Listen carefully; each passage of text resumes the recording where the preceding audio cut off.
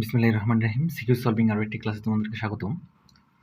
আজকে আমি অন্তরীকরণ থেকে যশোর বোর্ড 2023 সালে আসা কোশ্চেনটা সলভ করাবো।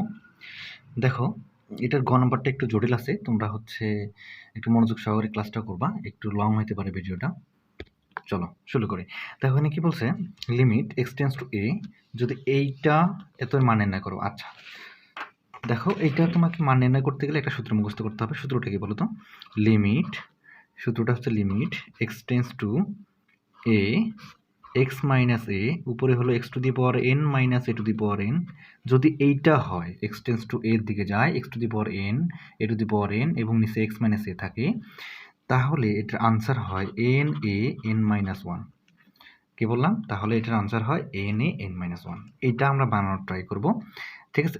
এইটা বানানোর ট্রাই করবো যাতে আমরা এটা আনসার বসাইতে পারি, ঠিক আছে? চলো করে ফেলি। এখানে কি বলছে? Limit x tends to a, উপরে দেখো x to the power 3/2 minus a to the power 3/2, নিচে হলো root x minus root a, এইটা, তাই না? তাহলে কি বললাম, এটা আমরা কি বানানো ট্রাই করব? এটা আমরা দেখো নিচে দেখো এক্স মাইনাস এ, তাহলে এক্স নাই তো কি হয়েছে, রুট আছে, তো রুট আছে থাকুক, সমস্যা নাই, রুটের মতো করে উপরে বানাই দিব। দেখো এক্সের উপরে কিন্তু হাফ দেওয়ার পর যদি তুমি কিউব দাও তাহলে কিন্তু 3/2 আসে, তাই না? এই যে উপরে গুণ করলে কি হয়, এটা গুণ করলে কিন্তু এক্স উপরে হয়, গুণ করলে 3/2 হয়, তাই না? তাহলে আমরা এটা কাজ করতে পারি, এই কাজটাই করে নাও।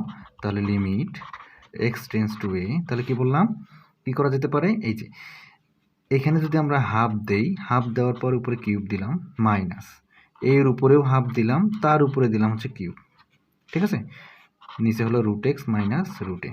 তাহলে ওই সূত্রটা মেলানোর জন্য তাহলে আমরা কি করব বলো তো? লিমিট এক্স টেন্স টু এ, এই যে বলো তো x to the power half মানে কত? X to the power half মানে কিন্তু রুট এক্স। হাফ মানে হাফের মান কত? রুট, তাই না? তাহলে আমি এই যে হাফের পরিবর্তে কি লিখতে পারি? X to the power root, উপরে হচ্ছে 3 মাইনাস এর পরিবর্তে এই যে এ টু দি পাওয়ার হাফের পরিবর্তে আমি লিখতে পারি রুট এ টু দি পাওয়ার 3, নিচে হচ্ছে রুট এক্স মাইনাস রুট এ। দেখছো, আমি কিন্তু অলরেডি ওই সূত্রটা বানাই ফেলতেছি। কোন সূত্রটা? লিমিট এক্স টেন্স টু কি, এক্স টেন্স টু এ, উপরে হচ্ছে x to the power n minus a to the power N, নিচে হলো এক্স মাইনাস এ সমান হচ্ছে N A N minus one. এই সূত্রটা আমি বানানোর ট্রাই করতেছি, বুঝতে পারছো? তাহলে দেখো আমাদের এখানে কি হচ্ছে, এটা অলরেডি হয়ে গেছে। দেখো এক্স মাইনাস এ, তো এক্স নাই, এখানে এক্স এর পরিবর্তে আছে রুট এক্স রুট এ, তাহলে রুট আছে একটা করে এক্সট্রা। তাহলে তুমি এক্স টেন্স টু এর দিকে যদি যায়, তাহলে limit root x tends to রুটের দিকে যাবে, এটা লিখবা।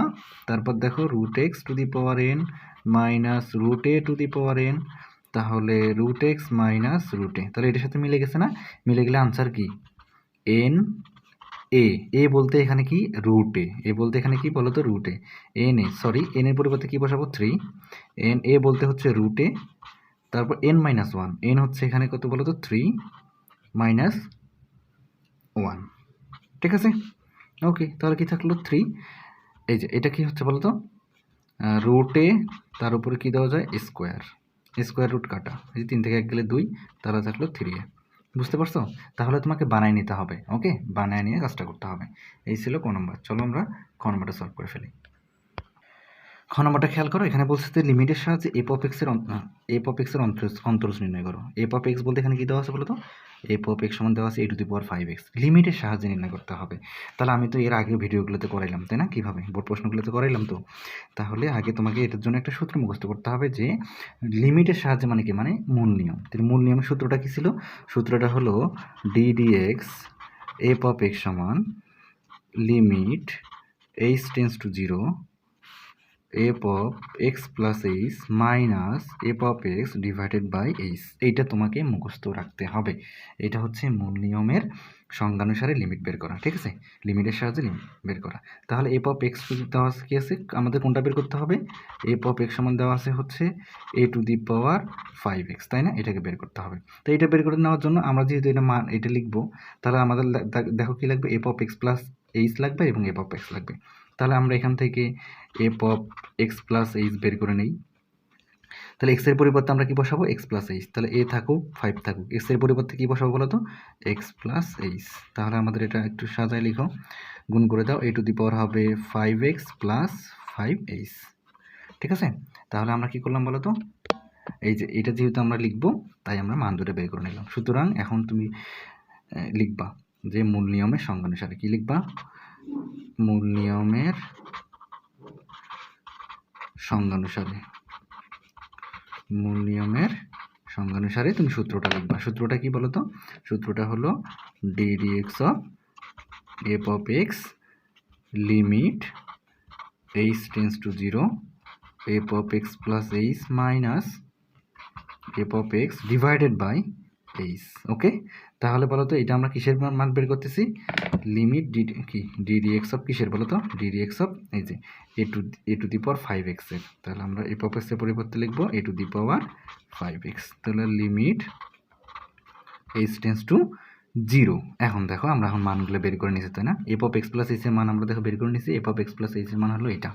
তাহলে f of x plus h এর মান কোনটা বলো তো? মান হলো এটা। তাহলে দেখো এটা মান লিখে ফেলো, a to the power 5x plus 5h, এখানে মাঝখানে মাইনাস। f of x এর মান হচ্ছে বলো তো a to the power 5x, নিচে হচ্ছে h। ওকে, এখানে থাকলো লিমিট h টেন্ডস টু 0। এখানে একটা লাইন আমরা এই যে সূচকের নিয়মে এরকম আলাদা করে দেওয়া যায়, a to the power 5x into a to the power 5h minus a to the power 5x, নিচে হচ্ছে h। ওকে, দেখো এখন হচ্ছে এই যে এই উপরের পার্ট থেকে দেখো a to the power 5x a to the power 5x common যায়। তাহলে লিমিট h টেন্ডস টু 0। তাহলে যদি আমরা a to the power 5x common নেই উপরে, a to the power 5x যদি আমরা কমন নেই থাকবে হচ্ছে a to the power 5h minus 1, নিচে হচ্ছে h। বুঝতেছো? ওকে, এখন দেখো, এখন আমরা যদি লিমিট h টেন্ডস টু 0 থাকুক, এটা থাকুক, এখানে আমরা এই যে a to the power 5x divide by h common নিয়ে ফেলো। a to the power 5x divide by h যদি আমরা কমন নেই, এই দুটো আমরা বের করে কমন নিয়ে ফেললাম, তাহলে থাকলো শুধু এইটা, তাই না? এটার ক্ষেত্রে আমরা এটা সূত্র ফেলবো, a to the power 5h, এটা সূত্র ফেলবো। এটার একটা তোমার সূত্র আছে, সেটা হলো a to the power x এর সূত্র। কি বললাম? a to the power x এর সূত্র। a to the power x এর সূত্রটা ছিল হচ্ছে, মানে একটা সিরিজ ছিল, সিরিজটা হচ্ছে 1 plus x by 1 factorial plus 1 plus x by x factorial ln a plus x square by 2 factorial ln a তার উপরে স্কোয়ার, এভাবে চলতেই থাকবে। তাহলে এই সিরিজটা তোমাকে মুখস্থ রাখতে হবে, এটা করার জন্য। তাহলে এটা যদি আমরা মিলাই দিই, দেখো 1 প্লাস, তাহলে এই যে তুমি 5h কে x মনে করো, এই যে x a to the power x এর পরিবর্তে তুমি 5h মনে করো, তাহলে কি হবে? এই সিরিজটা যদি আমরা বসাই দিই তাহলে 1, তাহলে x এর পরিবর্তে আমরা বসাবো 5h, তাহলে 5h বাই নিচে হলো 1 ফ্যাক্টোরিয়াল ln a। বুঝতে পারছো? আবার দেখো x স্কোয়ার, তো x স্কোয়ারের পরিবর্তে আমরা বসাবো 5h তার উপরে square divide by 2 factorial ln a তার উপরে square plus dot dot dot dot dot dot dot dot, আর এখানে ছিল -1, এই শেষে গিয়ে -1 দিয়ে দেবা। শেষের লাইনে তোমরা কি দিবা? -1 দিয়ে দেবা। এখান থেকে দেখো কি কাটাকাটি যাচ্ছে, এখান থেকে আমাদের এই যে -1 এই +1 কেটে দাও। ওকে, তাহলে কি থাকতেছে? তাহলে দেখো কি থাকতেছে, এখানে থাকতেছে হচ্ছে লিমিট h টেন্ডস টু 0, এখানে থাকতেছে a to the power 5x divided by h। এখানে দেখো 5h by 1 factorial ln a, এখানেও কিন্তু 5h বাই তার উপরে square divide by 2 factorial ln a তার উপরে স্কোয়ার। তার মানে কি? এখানেও 5h আছে, এখানেও 5h দুইটা আছে, তার মানে একটা 5h কমন যায়। ওকে, এখানে দেখো ln a আছে, এখানে ln a স্কোয়ার আছে, এখানে দুইটা ln a আছে, তার মানে এখান থেকে ln a আরও একটা ln a কমন যায়। তাহলে থাকতেছে কি? তাহলে থাকতেছে 1 বাই 1 ফ্যাক্টোরিয়াল, ln a তো কমন গেছে, এখানে থাকতেছে হচ্ছে একটা 5h কমন নিছি, তাহলে আর একটা 5h থাকবে, নিচে থাকবে 2 ফ্যাক্টোরিয়াল, একটা ln a কমন নিছি, থাকবে ln a, তাহলে plus dot dot dot dot dot এভাবে চলতেই থাকবে। বুঝতেছো? এভাবে চলতেই থাকবে। এখন দেখো কি করা যায় বলো তো? এখন হচ্ছে আমাদের এখান থেকে দেখো এইচ কাটাকাটি চলে গেল, তাহলে কি থাকলো?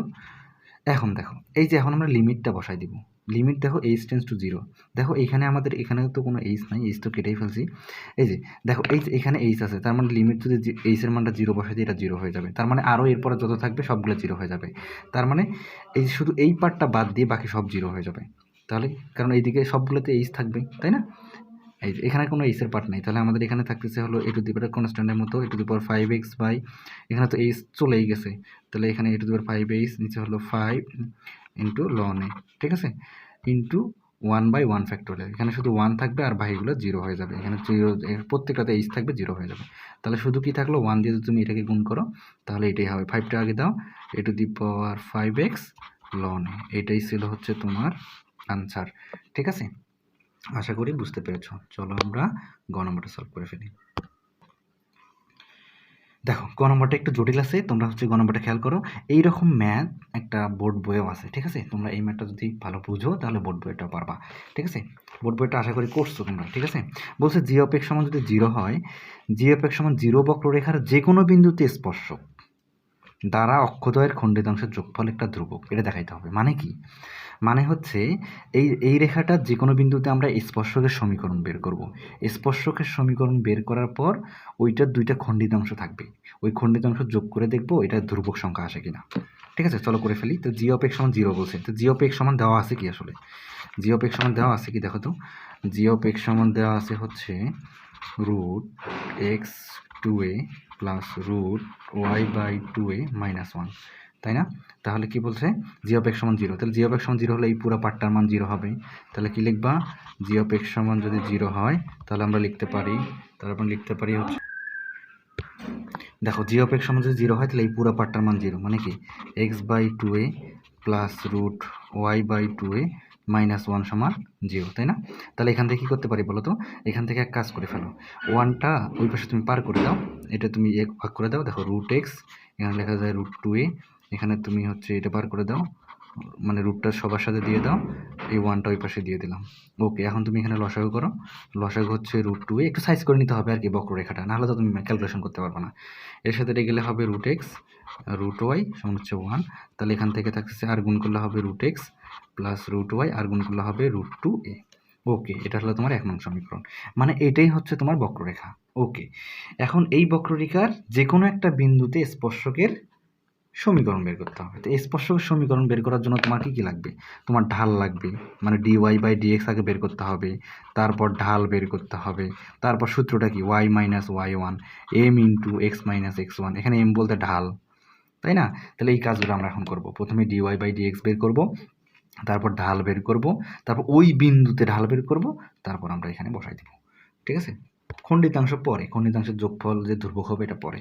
তাহলে একটা কাজ করবো বলো তো কি, আমরা হচ্ছে প্রথমে এটা dy/dx বের করবো। তাহলে dy/dx বের করলে এক্সের সাপেক্ষে অন্তরীকরণ করো, তাহলে যদি 1 নংকে অন্তরীকরণ করো তাহলে দেখো এটাকে অন্তরীকরণ করলে কি হবে, √x এ করলে হবে 1/2 √x, তোমরা তো জানো √x কে ডিফারেন্সিয়েশন করলে হয় 1/2 √x।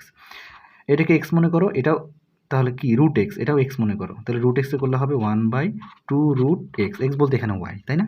কিন্তু x তো y তো আর x না, তাই এটাকে আবার ডিফারেন্সিয়েশন করতে হবে, আর একবার ডিফারেন্সিয়েশন মানে কি dy/dx, আর এটাকে ডিফারেন্সিয়েট করলে কি হবে 0, কারণ এটা কনস্ট্যান্ট, কোনো x y নাই। তাহলে এখান থেকে দেখো আমাদের উদ্দেশ্য dy/dx বের করা, তাহলে এই পুরো পার্টটা রেখে দিলাম, 2y dy/dx রেখে দিলাম, তাহলে এইটা ওই পাশে গিয়ে মাইনাস হয়ে যাবে 1/2 √x। তাহলে এখান থেকে দেখো কী কাটা যায়, এই যে 2 কাটাকাটি চলে যায়, তাহলে এখান থেকে থাকতেছে dy/dx সমান একটা মাইনাস থাকতেছে, আর গুণ করে দিলে হবে, বলো তো কী হবে, এখান থেকে নিচেরটা উপরে √y/√x, কী থাকবে বলো তো, √y/√x। আশা করি বুঝতেছো। ঠিক আছে, এটা হচ্ছে আমরা কি বের করলাম, dy/dx। এখন dy/dx এর মধ্যে যদি তুমি বিন্দু বসায় দাও তাহলে ঢাল বের হয়ে যাবে, তাই না? তোমরা তো স্পর্শকে ঢাল বের করা শিখছোই। তাহলে এটা কীভাবে করবো বলো তো, এটা হচ্ছে আমরা dy/dx এর একটা বিন্দু বসাই দেবো। বিন্দুটা কি, আগে প্রশ্নটা পড়ো ভালো করে, প্রশ্নটা একটু ভালো করে পড়ো, দেখো এখানে কি বলছে। প্রশ্ন বলছে বক্ররেখার যে কোনো বিন্দুতে স্পর্শক, যে কোনো বিন্দুতে স্পর্শক বলছে না, ধরো একটা বক্ররেখা হলো এইটা, ধরো এই বিন্দুতে আমি স্পর্শকটা আঁকতে চাচ্ছি, এই যে এটা হলো স্পর্শক, তো এই বিন্দুতে স্পর্শক আঁকতে বলছে, তো বিন্দু তোমাকে বলে দেয় নাই, তোমাকে যে কোনো বিন্দু ধরতে বলছে, আমি ধরলাম x1 y1। তাহলে যে কোনো যদি বিন্দু হয় তাহলে যে কোনো বিন্দু ধরি, যে কোনো বিন্দু x1 y1, তো x1 y1 হলে আসলে রেখাটা কি হয়, xy1 হলে y1 হলে দেখো তো রেখাটা কি হয়, রেখাটা ছিল হচ্ছে √x √y, তাহলে রেখাটা কি হয়, রেখাটা দ্বারাই হচ্ছে, এখানে যদি বিন্দু বসায় দাও x1, এখানে যদি বিন্দু বসায় দাও, বিন্দুটা বসায় দাও মানে y1 সমান হচ্ছে √2a, এটা তুমি 2 নং দাও, এটা 1 নং এটা 2 নং, তাহলে রেখাটা দ্বারা এইটা, তাহলে এই বিন্দুতে তোমার স্পর্শকের ঢাল বের করতে হবে, তাই না? কারণ এই বিন্দুতে স্পর্শকের ঢাল বের করলে তুমি সমীকরণ বের করতে পারবে, স্পর্শকের সমীকরণ। তাহলে এই বিন্দুতে স্পর্শকের সমীকরণ তুমি লিখবা, সমীকরণ বের করতে গেলে কি বের করতে হবে, ঢাল, তাহলে লিখবা হচ্ছে x1 y1 বিন্দুতে ঢাল, এত বিন্দুতে ঢাল। তো এত বিন্দুতে ঢাল কি? তুমি তো ডিওয়াই বাই ডিএক্স বের করে রাখছো। তো ডিওয়াই বাই ডিএক্সের মধ্যে তুমি বিন্দুটা বসাই দাও। ডিওয়াই বাই ডিএক্সের মধ্যে তুমি বিন্দুটা বসাইলে ঢাল পেয়ে যাবা, মানে x1 y1 বিন্দুটা তুমি বসাচ্ছ। ডিওয়াই বাই ডিএক্স কী ছিল দেখো, root y by root x. তাহলে এখন যদি তুমি বিন্দুটা বসাই দাও তাহলে রুট ওয়াই পরিবর্তে হবে y1, নিচে হবে x1। তাহলে এটা হচ্ছে আমাদের ঢাল, এটাই হচ্ছে আমাদের ঢাল। বুঝতে পারছো? এটাই হচ্ছে আমাদের ঢাল। কোন বিন্দুতে ঢাল? x1 y1 বিন্দুতে ঢাল। এখন তুমি যদি ঢাল বের করতে পারো তাহলে তো এই সমীকরণটা তুমি বের করতে পারবা। একটা ঢাল এবং একটা বিন্দু যদি দেওয়া থাকে, একটা ঢাল এবং একটা বিন্দু দেওয়া থাকলে সূত্রটা মনে আছে?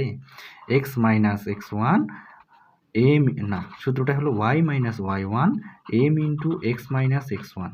একটা ঢাল এবং একটা বিন্দু দেওয়া থাকলে এটা হলো সমীকরণ। সুতরাং তুমি লেখো স্পর্শকের সমীকরণ, স্পর্শকের সমীকরণ কি? y minus y1 m into, m বলতে এখানে কি বোঝাচ্ছে বলো তো? এই যে ঢালটা, এটা তো পুরোটাই এম, তাই না? M into root y m into x minus x1। x1 বলতে হচ্ছে এই যে বিন্দুই তো x1টা, তাই না? মানে x1 বলতে হচ্ছে x1, ঠিক আছে? ওকে, তাহলে এটা হলো তোমার সমীকরণ। এখন এই সমীকরণটাকে তোমাকে ক্যালকুলেশন করে দেখাইতে হবে। তোমাকে যদি আমি দেখাই, দেখো কি বলছে? বলছে যে হচ্ছে তা অক্ষদ্বয়ের খণ্ডিত অংশের যোগফল দেখাইতে হবে। অক্ষদ্বয় মানে কি? অক্ষদ্বয় মানে মনে আছে তোমাদের? এই যে একটা, এই যে এইরকম মনে আছে, এইটা অক্ষদ্বয়কে ছেদ করছিল সরলরেখার ক্ষেত্রে, সেটা অক্ষদ্বয়ের খণ্ডিতাংশ ছিল হচ্ছে এক্স বাই এ প্লাস সূত্রটা কি ছিল ওয়াই বাই বি সমান 1। এই যে এই দুটো হলো খণ্ডিতাংশ। হ্যাঁ, এখন এই দুইটা যোগ করে তোমাকে দেখাইতে হবে এটা ধ্রুবক সংখ্যা আসে কিনা, একটা কনস্ট্যান্ট মান আছে কিনা। এই যে এক্স এর খণ্ডিতাংশ ওয়াই এর খণ্ডিতাংশ, তো এই আকারে নিয়ে আসতে হবে সমীকরণটাকে। আগে তুমি একটু ক্যালকুলেশন করে ফেলো। এই যে রুট এক্স ওয়ান দিয়ে গুণ করে ফেলো, আর গুণ করে ফেলো, তাহলে হবে রুট এক্স ওয়ান ওয়াই, আবার হবে রুট x1 y1, এখানে এইটা দিয়ে গুণ করে দেখো, মাইনাস কি হবে রুট ওয়াই এক্স, মাইনাস মাইনাসে হবে প্লাস রুট y1 x1। বুঝতে পারছো? এখন দেখো একটা কাজ করব, এই মাইনাস দুইটা একসাথে করবো, প্লাস দুইটা একসাথে করে ফেলবো, মানে এই মাইনাসটা এই পাশে নিয়ে যাবো, এইটা এই পাশে নিয়ে আসবো, মানে 1 1 গুলো একসাথে করে ফেলবো। বুঝছো? এই যে 1 1 1 1 একসাথে করে ফেলবো, আর এইগুলো একসাথে করে ফেলবো। এইটা যদি আমি এই পাশে নিয়ে আসি তাহলে প্লাস হবে রুট y1 x। তাহলে এখানে কি থাকলো? রুট y1 x1, এইটার পাশে কি হবে? Root x1 y1। বুঝতেছো? আশা করি বুঝতেছো। ওকে, এখন দেখো আমরা কি করতে পারি বলো তো? এখন হচ্ছে আমরা এই যে সমীকরণটা কি ছিল দেখো, এই যে খণ্ডিতাংশের সমীকরণের ক্ষেত্রে এই পাশে আমাদের রাইট সাইডে আমাদের 1 নিয়ে আসা লাগতো, তাই না? তাই আমরা 1 নিয়ে আসার একটা ট্রাই করব। ট্রাই করার আগে একটা কাজ করে নিতে হবে, একটু তোমরা এটা মনে রাখবা, y1 plus root y1 x1। এখান থেকে দেখো এই যে x1কে আমরা কয়টা রুট, x1কে কয়টা লিখতে পারি? x1কে দুইটা রুট x1 লিখতে পারি না? এই যে x1 রুট x1 দুটো লিখতে পারি কিনা? x1 এই যে এটাকে আমরা দুইটাও রুট y1 লিখতে পারি না? জানো তো, এই যে 2কে ভাঙায় দুইটা রুট 2 লেখা যায়, কারণ রুট টু স্কোয়ার করলে 2ই থাকে, তাই না? এটা তো তোমরা জানো। তাহলে আমরা কেন করলাম? কমন নেওয়ার জন্য। এখানে টাচ করার দরকার নেই। Root x1 y1 plus root y1 x। এখান থেকে দেখো আমরা কি কমন নিলাম? এই যে এখান থেকে রুট x1 কমন যায় এবং রুট y1 কমন যায়। তাহলে কমন নাও রুট x1 রুট y1। যদি তুমি কমন নাও তাহলে থাকবে একটা রুট x1 আর থাকবে হচ্ছে একটা রুট y1। ওকে ওকে, এখন দেখো এটা আমরা কমন নিয়ে ফেললাম।